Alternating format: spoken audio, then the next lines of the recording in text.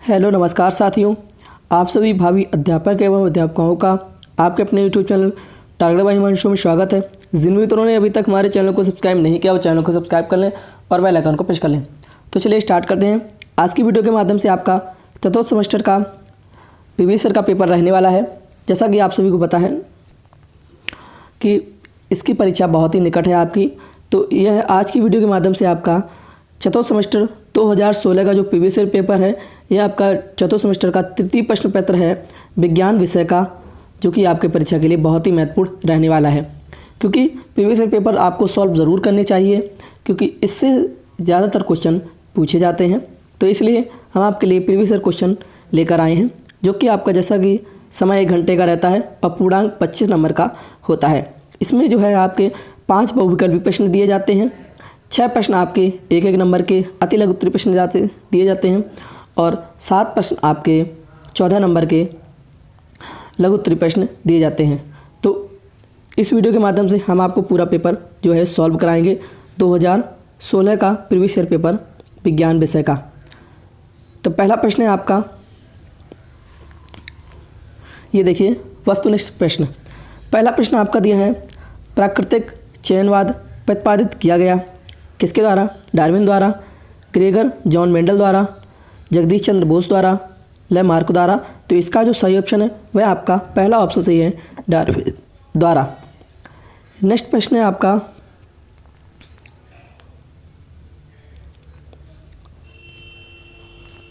निम्नलिखित में से सांतरण विधि नहीं है। फेन प्लवन विधि, दूसरा चुंबकीय पृथक्करण विधि, तीसरा आपका दिया निस्तापन विधि, चौथा गुरुत्वीय पृथक्करण विधि। इसका सही ऑप्शन है, यह आपका तीसरा ऑप्शन सही है, निस्तापन विधि। नेक्स्ट आपका है,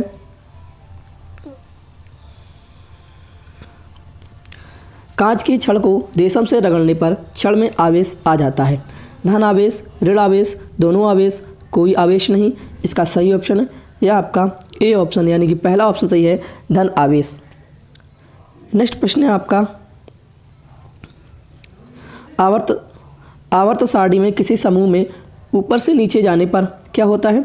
आयनिक त्रिज्या घटती जाती है, सुचालकता घटती जाती है, घनत्व घटता जाता है, धात्विकता बढ़ती जाती है। इसका सही ऑप्शन है, यह आपका चौथा ऑप्शन सही है, धात्विकता जो है बढ़ती जाती है। नेक्स्ट प्रश्न है आपका 5, रुधिर का थक्का बनाने वाली रुधिर कणिका का नाम है। लाल रुधिर कणिका, प्लेटलेट्स, श्वेत रुधिर कणिका, इनमें से कोई नहीं। इसका सही ऑप्शन है, यह आपका दूसरा ऑप्शन सही है, प्लेटलेट्स। तो ये आपके बहुविकल्पी प्रश्न थे 5। अब आप अति लघु उत्तरीय प्रश्नों को करेंगे। ये आपके दिखे अति लघु उत्तरीय प्रश्न, 6 प्रश्न आपके अति लघु उत्तरीय दिए हैं। उसके बाद में आपके बहुविकल्पी वो लघु उत्तरीय प्रश्न दिए हैं। तो ये आपके 6 अति लघु उत्तरीय प्रश्न हैं। देखिए 5 आपके बहुविकल्पी प्रश्न हो गए थे। अब यहाँ से आइए, यहाँ से आपका देखिए अति लघु उत्तरीय प्रश्न दिए हैं। 6वां प्रश्न है आपका, दिष्ट धारा किसे कहते हैं? लिखिए। देखिए दिष्ट धारा आपसे पूछी गई, इसकी परिभाषा देनी है। तो परिभाषा आपको अति लघु उत्तरीय प्रश्न है, 1 नंबर का प्रश्न है, आपको 2 लाइनों में इसका परिभाषा लिखनी है। बहुत ही अच्छे तरीके से, बहुत ही अच्छी राइटिंग से लिखना है, जिससे कि जो भी अध्यापक कॉपी चेक करे उसको एक एक शब्द समझ में आए, तो आपको अच्छा अंक दे सके। तो देखिए दिष्ट धारा से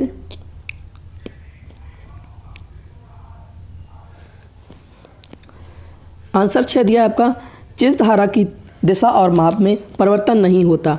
जिस धारा की दिशा और माप में परिवर्तन नहीं होता है उसे क्या कहते हैं? दिष्ट धारा कहते हैं। यह आपकी छोटी सी परिभाषा थी दिष्ट धारा की। नेक्स्ट आपका 7वां प्रश्न देखते हैं, सर्वाहारी जंतु किसे कहते हैं? ये देखिए, तो सर्वाहारी जंतु की परिभाषा देखिए, जो ये आपका 7वां प्रश्न है, जो मांसाहारी व शाकाहारी दोनों प्रकार का भोजन कर लेते हैं उन्हें क्या कहते हैं? सर्वाहारी जंतु कहते हैं। ये भी आपकी 2 लाइनों प्रश्न जो है आंसर हो गया इसका। नेक्स्ट प्रश्न है आपका, ये देखिए, अयस्क सांद्रण के दौरान गुरुत्वीय पृथक्करण विधि द्वारा किस प्रकार की अशुद्धियों को दूर करते हैं?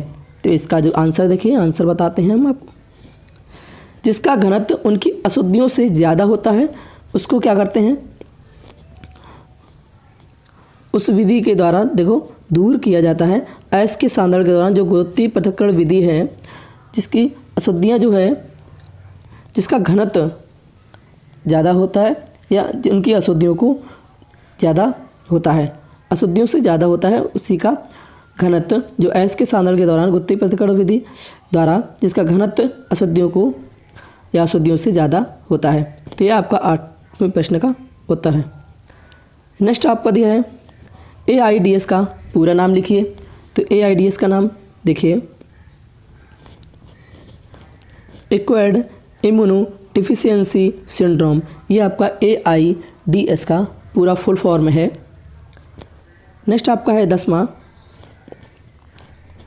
चुंबकीय बल रेखाओं की 2 प्रमुख विशेषताएं लिखिए। देखिए इसमें 2 विशेषताएं पूछी गई हैं ना, तो मैंने 2 ही विशेषताएं आपको बता दी हैं जो मेन है आपकी, बहुत ही मुख्य हैं ये 2 विशेषताएं। पहला आपका दिया है ये समांतर बल रेखाएं हैं। ये क्या है, समांतर बल रेखाएं हैं। दूसरा दिया ये हमेशा N2S जाती हैं। N2S का मतलब नॉर्थ से साउथ, यानी कि ये हमेशा उत्तर से निकलती हैं और दक्षिण की ओर जाती हैं। ये आपका आंसर हो गया। नेक्स्ट आपका देखिए 1 एम्पियर से क्या तात्पर्य है, लिखिए। देखिए 1 एम्पियर से तात्पर्य 1 सेकंड में प्रवाहित विद्युत F आवेश की मात्रा को 1 एम्पियर कहते हैं। क्या कहते हैं, 1 सेकंड में प्रवाहित विद्युत ऊर्जा जो है, विद्युत F आवेश की मात्रा को 1 एम्पियर कहते हैं। ये आपकी परिभाषा हो गई। बहुत ही सिंपल सी परिभाषाएं हैं, आपको बहुत ही अच्छे से याद करनी है। अब देखिए, अब बढ़ते हैं लघु उत्तरीय प्रश्न की ओर, जो आपके 7 प्रश्न दिए जाते हैं लघु उत्तरीय प्रश्न। तो पहला प्रश्न है आपका, ऊष्मा के सुचालक तथा कुचालक पदार्थों में अंतर उदाहरण देकर स्पष्ट कीजिए। तो अंतर बताना है सुचालक और कुचालक का। तो देखिए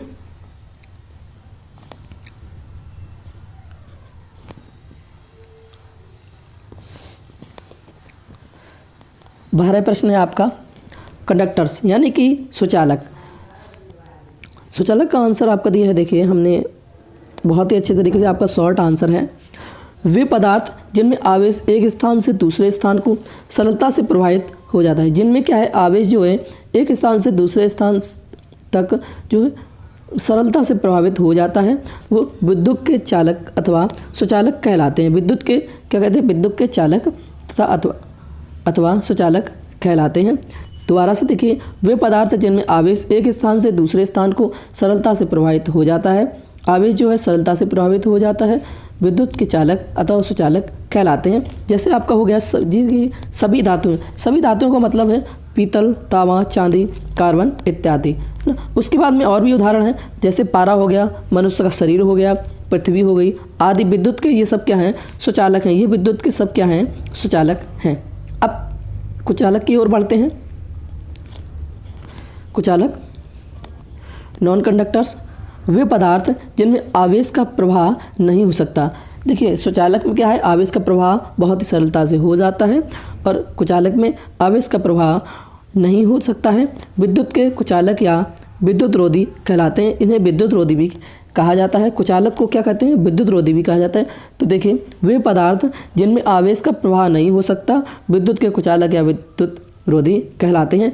जैसे आपका कांच, रेशम, गंधक, मोम, चीनी मिट्टी, रबर आदि, ये सब क्या हैं, विद्युत कुचालक हैं। तो ये आपका देखिए 2 नंबर का प्रश्न है और बहुत ही सिंपल तरीके से आपको क्या है, सुचालक में क्या हो जाता है, वे पदार्थ जिनमें आवेश एक स्थान से दूसरे स्थान को सरलता से प्रभावित नहीं हो जाता है, और कुचालक में आप क्या है, वे पदार्थ जिनमें आवेश का प्रवाह नहीं होता है। तो इस तरह से आपको एक लाइन की परिभाषा है। 2 नंबर का प्रश्न है, बहुत ही अच्छे से आपने समझ लिया होगा। इसके उदाहरण भी बहुत ही अच्छे तरीके से, उदाहरण में आपको सुचालक में आप लिख सकते हैं, सभी धातुएं लिख सकते हैं अगर आपको कोई भी उदाहरण नहीं याद आ रहा है। उसके बाद में पृथ्वी तो आपको पता ही है, मनुष्य का शरीर आपको पता ही है। कुचालक में उदाहरण देखिए, कुचालक में कांच, रेशम, गंधक, मोम, चीनी मिट्टी, रबड़, तो ये सब क्या है, कुचालक हैं। अब देखिए नेक्स्ट प्रश्न 13, पिग आयरन से क्या अभिप्राय है, इसका उपयोग कहाँ करते हैं। अब देखिए पिग आयरन 2 नंबर का प्रश्न है, बहुत ही अच्छा प्रश्न है। यह प्रश्न आपका बार बार पूछा जाता है। आंसर नंबर 13 है आपका। देखिए, वात्या भट्टी से प्राप्त लोहा, जो वात्या भट्टी होती है उससे जो प्राप्त लोहा होता है पिग आयरन, यानी कि कच्चा लोहा। पिग आयरन का मतलब क्या होता है? कच्चा लोहा या ढलवा लोहा। जो लोहे को बहुत ज़्यादा गर्म कर दिया जाता है, उसके बाद में वो पिघलने लगता है, तो उसको क्या कहते हैं? पिग आयरन कहा जाता है, यानी कि कच्चा लोहा या ढलवा लोहा कहलाता है। पिग आयरन क्या है? पिग आयरन की अगर आपसे परिभाषा पूछी जाए तो आपको लिखना है वात्या भट्टी से प्राप्त लोहा जो है, यानी कि कच्चा लोहा या ढलवा लोहा कहलाता है, पिग आयरन कहलाता है। इसमें देखिए 93% लोहा, 4 से 5% कार्बन तथा शेष सल्फर, फास्फोरस, सिलिकॉन की अशुद्धियाँ उपस्थित होती हैं। तो लोहा, कार्बन, सल्फर, फास्फोरस, सिलिकॉन, ये सब अशुद्धियाँ उसमें क्या हैं? इसमें उपस्थित होती हैं। कितने? अब देखिए, फास्फोरस की कोई मात्रा नहीं है, सिलिकॉन की कोई मात्रा नहीं है, सल्फर की कोई मात्रा नहीं है। इसमें लोहा जो है 93% लोहा होता है, 4 से 5% कार्बन। तो ये सब अशुद्धियों से मिलकर जो है पिग आयरन मिलाकर लोहा जो है तैयार होता है, जिसके कारण इसका गलनांक कम हो जाता है। गलनांक क्या होता है? कम हो जाता है। इसका उपयोग जो है पाइप, नहाने का टब, कूड़ादान आदि बनाने में किया जाता है, यानी कि प्लास्टिक की चीज़ों में उपयोग किया जाता है। अगर हम इसको कह सकते हैं, पाइप भी प्लास्टिक का होता है और नहाने का टब और कूड़ादान, है ना। तो इस तरह से ये आपका पिग आयरन की 2 नंबर का प्रश्न है और बहुत ही अच्छा प्रश्न है। जैसा कि मैंने बहुत ही शॉर्ट तरीके से आपको लिखा है। ये इतनी सी परिभाषा अगर आप लिखते हैं तो आपको 2 नंबर आपके पक्के। क्या है? वात्या भट्टी से प्राप्त लोहा पिग आयरन, कच्चा लोहा या ढलवा लोहा कहलाता है। इसमें 93% लोहा, 4 से 5% कार्बन तथा शेष सल्फर, फास्फोरस, सिलिकॉन की अशुद्धियाँ उपस्थित होती हैं, जिसके कारण इसका गलनांक कम हो जाता है। इसका उपयोग पाइप, नहाने का टब, कूड़ादान आदि बनाने में किया जाता है। अब नेक्स्ट प्रश्न देखते हैं 14। एक प्रयोग द्वारा सिद्ध कीजिए कि चुंबक के सिरों पर आकर्षण बल सबसे अधिक होता है। देखिए, प्रयोग द्वारा कहा गया है, तो देखिए प्रयोग द्वारा ही मैंने इसका आंसर आपको दिया है। 14। सबसे पहले हम कागज़ पर लोहे का बुरादा लेकर फैला देते हैं। उसके बाद एक क्षण चुंबक को लोहे से के बुरादे पर ले जाकर चारों ओर घुमाएं। हम देखते हैं कि चुंबक के दोनों सिरों, यानी कि चुंबक के जो 2 सिरे होते हैं, ये चुंबक के 2 सिरे इस तरह से मान लीजिए, है ना। तो ये दोनों सिरों पर लोहे का बुरादा सबसे अधिक मात्रा में चिपकता है, यानी कि एक ये सिरा है और एक ये सिरा। इसमें क्या है कि जो लोहे का बुरादा है ये बहुत ही ज़्यादा चिपकता है, ये इस साइड और सिटा, यानी कि दोनों सिरों पर बहुत ज़्यादा। तो हम कह सकते हैं कि चुंबक के सिरों पर आकर्षण बल सबसे अधिक होता है। आकर्षण बल क्या है? सबसे अधिक होता है। तो इस तरह से ये आपका आंसर 14 प्रश्न का दिया गया है। एक प्रयोग द्वारा पूछा गया है चुंबक के सिरों का आकर्षण बल, है ना। तो इस तरह से ये आपका आंसर है। प्रयोग द्वारा आपको लिखना है। दोबारा से देख लीजिए। सबसे पहले हम कागज़ पर लोहे का बुरादा लेकर, यानी कि एक कागज़ हमने लिया, उसका लोहे का बुरादा उस पर फैला दिया। उसके बाद एक छड़ चुंबक को लोहे के बुरादे पर ले जाकर, जो छड़ चुंबक है उसको लोहे के बुरादे के ऊपर ले गए। उसके बाद में हमने दोनों सिरों को चारों ओर घुमाया। उस छड़ को हम जब देखते हैं कि चुंबक के दोनों सिरों पर लोहे का बुरादा सबसे अधिक मात्रा में चिपकता है, यानी कि चुंबक के जो 2 सिरे हैं ये तो इन दोनों सिरों से ही बहुत ज़्यादा बुरादा चिपकता है, यानी बहुत ज़्यादा अट्रैक्ट होता है लोहा। तो हम कह सकते हैं कि चुंबक के सिरों पर आकर्षण बल सबसे अधिक है, यानी कि जो इसके जो दोनों सिरे हैं इस पर जो आकर्षण बल है इन दोनों सिरों पर, ये बहुत ही अधिक है। बहुत ही क्या है? अधिक है। तो इस प्रश्न का इस तरह से ये आंसर है, आपको इस तरह से लिखना है। एक प्रयोग द्वारा पूछा गया है। नेक्स्ट आपका 15 प्रश्न देखिए। खाद्य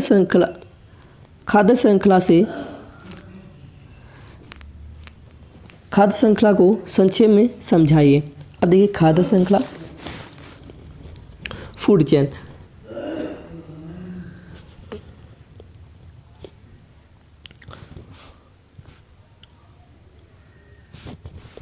खाद्य श्रृंखला, खाद्य श्रृंखला फूड चेन। देखिए इसकी आपको परिभाषा भी लिखनी है। इसमें क्या दिया, खाद्य श्रृंखला को संक्षेप में बताया गया है, तो संक्षेप में आपको बहुत ही अच्छे तरीके से इसका आंसर देना है। मैं बता देता हूँ आपको। देखिए जीवों की श्रृंखला जो भोजन के आधार पर एक दूसरे से संबंधित हो, आहार श्रृंखला या खाद्य श्रृंखला कहलाती है। जीवों की जो श्रृंखला है जो भोजन के आधार पर एक दूसरे से संबंधित हो, मतलब भोजन के आधार पर एक दूसरे से संबंधित हो, तो उसको क्या कहा जाता है, आहार श्रृंखला यानी कि खाद्य श्रृंखला कहलाती है। देखिए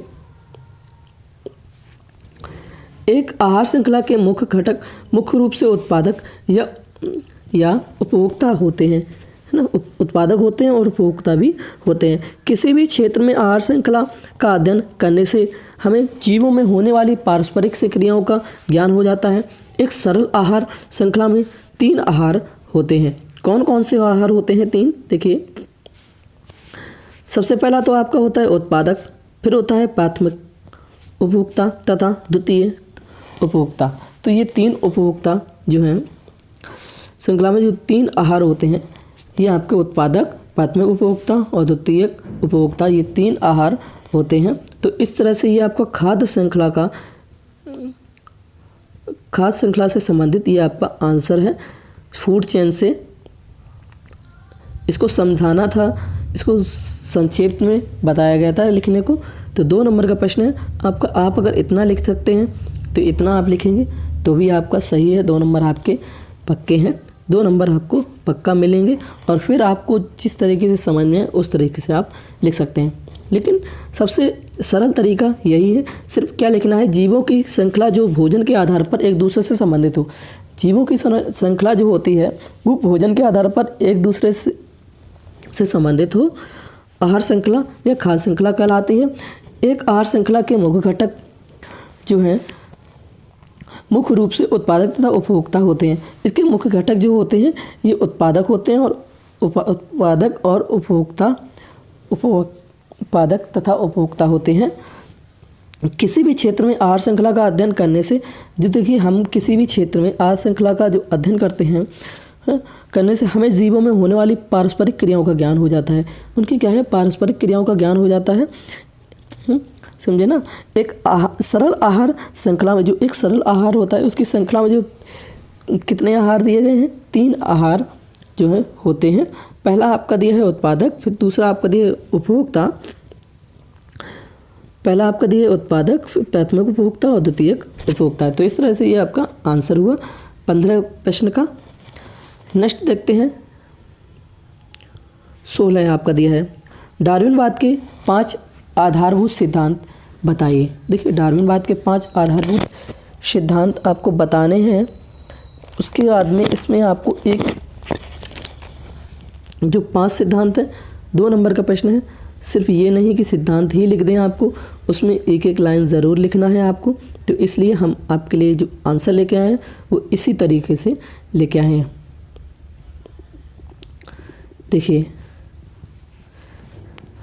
डार्विनवाद के आधारभूत सिद्धांत ना, पहला आपका है प्राकृतिक वर्ण या चयन। प्राकृतिक वर्ण चयन, इसमें देखिए एक लाइन तो आपको ज़रूर लिखनी है। ये नहीं कि आप 5 आधारभूत सिद्धांत लिख दें और उसके बाद में आपका आंसर पूरा, ऐसा नहीं हो सकता है। तो चलिए देखते हैं। प्राकृतिक वर्ण या चयन, जीवित रहने के लिए जीवों में जो संघर्ष होता है, इसमें जो प्राकृतिक वातावरण के अनुकूल होते हैं, जो प्राकृतिक वातावरण के क्या होते हैं, अनुकूल होते हैं, वही जीवित रहते हैं, प्राकृतिक वर्ण कहलाते हैं। देखिए इतना आपको ये आपका आधारभूत सिद्धांत लिखना था। इसके बाद में आपको इतनी सी लिखनी थी, इसी से मिला जुला कर लिखना था आपको। जीवित रहने के लिए जीवों में जो संघर्ष होता है, इसमें जो प्राकृतिक वातावरण के अनुकूल होते हैं, इसमें क्या है, प्राकृतिक वातावरण के अनुकूल होते हैं, वही जीवित रहते हैं, प्राकृतिक वर्ण कहलाते हैं, प्राकृतिक वर्ण या चयन कहलाते हैं। नेक्स्ट सिद्धांत देखिए दूसरा आपका विभिन्नताएं, विभिन्नताएं दिया है आपको। विभिन्नताओं के कारण कुछ जीव वातावरण के अनुकूल होते हैं।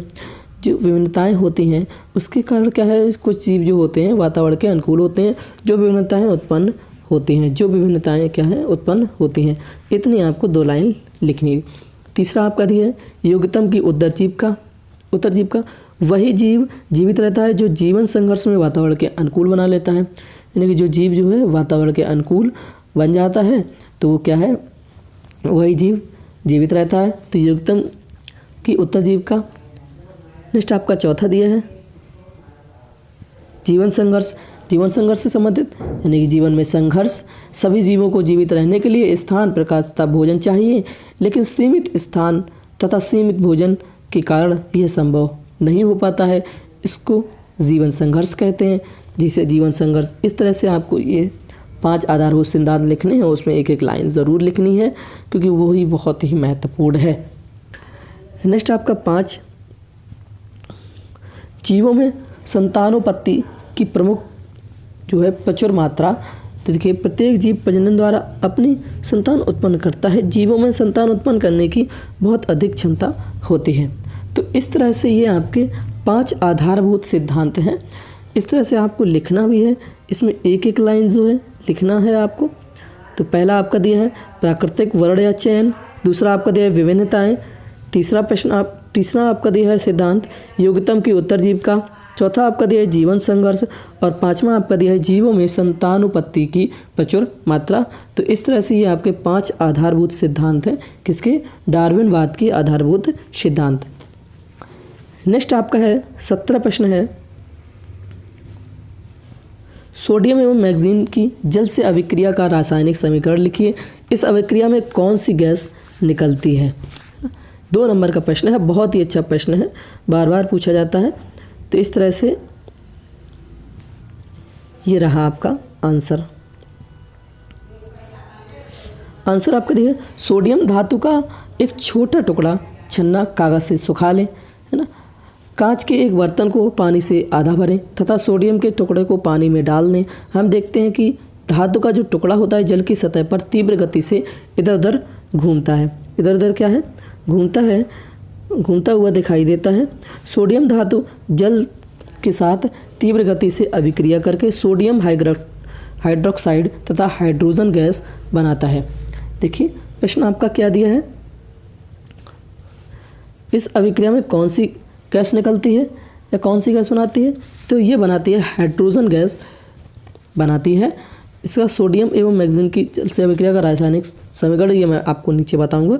ये आपकी अभिक्रिया है, ये सारी क्या है, ये क्रिया है जो मैंने आपको यहाँ से यहाँ तक बताया है, ये अभिक्रिया है। क्या एक बार दोबारा देख लीजिए क्योंकि आपको ये सब लिखना पड़ेगा, क्योंकि 2 नंबर का प्रश्न है। बहुत ही अच्छे से आपको समझना है, कुछ नहीं, बस थोड़ा सा आपको समझना है, उतने में आपको आंसर आपका मिल जाएगा।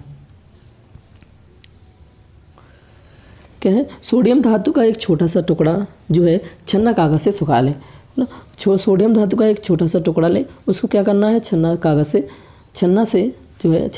सुखा लें। उसके बाद में कागज़ के एक बर्तन को पानी से आधा भरें तथा सोडियम के टुकड़े को पानी में डाल दें। हम देखते हैं कि धातु का जो टुकड़ा है जल की सतह पर तीव्र गति से इधर उधर घूमता हुआ दिखाई देता है। सोडियम धातु जल के साथ तीव्र गति से अभिक्रिया करके सोडियम हाइड्रोक्साइड तथा हाइड्रोजन गैस बनाता है। तो इस तरह से ये आपका हाइड्रोजन गैस बनाता है। इसका समीकरण देख लीजिए, इसका समीकरण देखिए,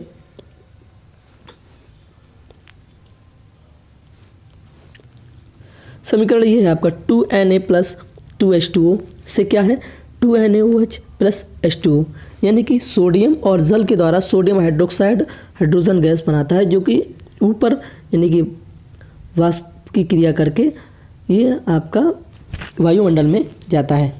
ये देखिए Mg + H2O से क्या है MaO + H2। Mg मतलब सोडियम, H2O जल, MaO magnesium oxide, H2 hydrogen gas. तो ये आपकी सोडियम और जल से अभिक्रिया करके जो है मैग्नीशियम ऑक्साइड + H2 यानी कि हाइड्रोजन गैस निकलती है, वो वाष्प की क्रिया करती है, वायुमंडल में जाती है। तो यह आपका समीकरण है मैग्नीशियम का। सोडियम एवं मैग्नीशियम की जल से अभिक्रिया का जो रासायनिक समीकरण है यह आपका सोडियम ये मैग्नीशियम का सोडियम हाइड्रोक्साइड और मैग्नीशियम ऑक्साइड, ये दोनों ही समीकरण हैं। तो ये दोनों समीकरण आपको बहुत ही अच्छे से लिख लेने हैं। आप चाहें तो स्क्रीनशॉट भी ले सकते हैं, क्योंकि आपकी परीक्षा के लिए बहुत ही महत्वपूर्ण ये समीकरण है, क्योंकि आपसे दोबारा ये क्वेश्चन पूछ सकता है, ये प्रश्न आपसे दोबारा पूछ सकता है और बहुत ही अच्छा प्रश्न है, इसलिए दोबारा से ज़रूर पूछा जाएगा। तो आप इसका स्क्रीनशॉट ज़रूर ले लीजिए स्क्रीनशॉट। देखिए 2Na+2H2O से क्या होता है 2NaOH प्लस H2, यानी कि सोडियम जल से क्या होता है सोडियम हाइड्रोक्साइड हाइड्रोजन गैस जो कि वाष्प की क्रिया करके वायुमंडल में जाती है। सोडियम यानी कि Mg, H2O जल, MaO मैग्नीशियम ऑक्साइड, H2 क्रिया करके हाइड्रोजन गैस जो कि वाष्प की क्रिया करके वायुमंडल में जाती है। तो ये सोडियम और ये मैग्नीशियम ऑक्साइड है। तो इसको बहुत ही अच्छे से आप नोट कर लीजिएगा, कॉपी में लिख लीजिएगा, स्क्रीनशॉट ले लीजिएगा, जो कि आपकी परीक्षा के लिए बहुत ही महत्वपूर्ण है। चलिए नेक्स्ट प्रश्न की ओर बढ़ते हैं। 18 आपका लास्ट प्रश्न है, विद्युत बल्ब का नामांकित चित्र बनाइए। तो विद्युत बल्ब का नामांकित चित्र आपको बनाना है, तो बहुत ही अच्छे तरीके से डिज़ाइनदार आपको बल्ब का चित्र बनाना है। चाहे तो मैं एक बार बता दूं आपको, इस तरह से आपको बनाना है बल्ब का चित्र।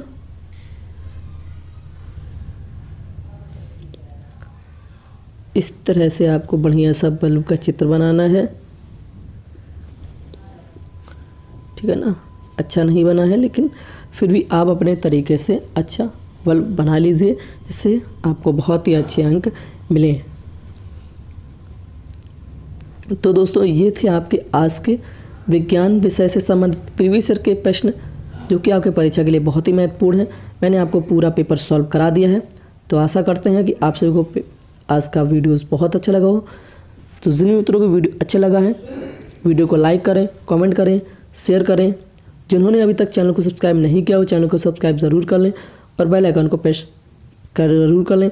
हाँ, वीडियो को शेयर ज़रूर कर दें, क्योंकि जो मैं ये प्रीवियस ईयर पेपर आपको सॉल्व कराया है मैंने, तो इसका लाभ आपके दोस्तों को ज़रूर मिले, क्योंकि आपकी परीक्षा बहुत ही निकट है, आप परीक्षा में उत्तीर्ण हो सकें। इसलिए आप बहुत ही अच्छे तरीके से, मैं आपको और भी प्रीवियस ईयर पेपर सॉल्व कराऊंगा। तो इसके लिए आपको क्या करना है, सबसे पहले चैनल को सब्सक्राइब करना है और बेल आइकन को प्रेस कर लेना है, क्योंकि हम पेपर सॉल्व करके अपलोड करेंगे तो उसका नोटिफिकेशन आप सबके पास सबसे पहले पहुंच जाए, तो आप जल्दी से देख सकें। इसलिए आप चैनल को सब्सक्राइब ज़रूर कर लें। इसके अलावा आप हमारे टेलीग्राम ग्रुप से ज्वाइन हो सकते हैं। इसकी PDF फाइल्स जो है आपको टेलीग्राम ग्रुप पर मिल जाएगी। वहाँ से आपको फुल सॉल्यूशन के जो है PDF फाइल्स मिलेगी फ्री ऑफ कॉस्ट। तो इसलिए आप टेलीग्राम ग्रुप पर ज्वाइन हो जाइए, वहाँ से आपको PDF फाइल्स प्राप्त हो जाएगी। उसका लिंक मैंने डिस्क्रिप्शन बॉक्स में दे रखा है, वहाँ से आप ग्रुप को ज्वाइन कर दीजिए, ठीक है। Thanks for watching. जय हिंद, जय भारत। मिलते हैं अगली वीडियो के साथ।